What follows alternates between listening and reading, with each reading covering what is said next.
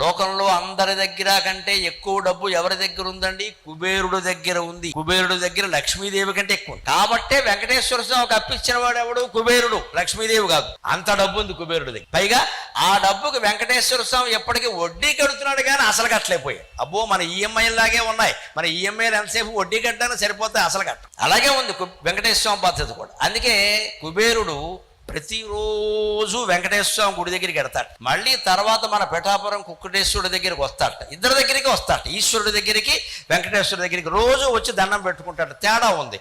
వెంకటేశ్వర స్వామి దగ్గరికి ఎందుకు వెడతారంటే బాకీ వసూలు చేసుకోవడానికి. శివుడి దగ్గరికి ఎందుకు వస్తారంటే ఆ డబ్బు పుచ్చుకోవడానికి, ఇస్తాడు కాబట్టి. శివుడు ఇచ్చేవాడు, వెంకటేశ్వర స్వామి బాకీ ఇచ్చేవాడు.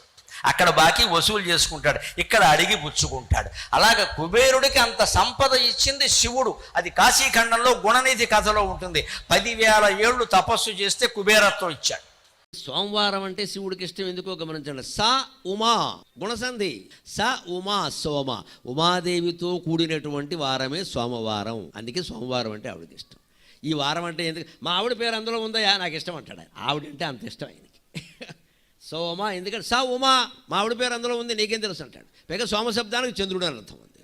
ఆ చంద్రుడు శివారాధకుడే. ఎంత ఆరాధకుడు కాకపోతే నెత్తి మీద పెట్టుకుంటాడు.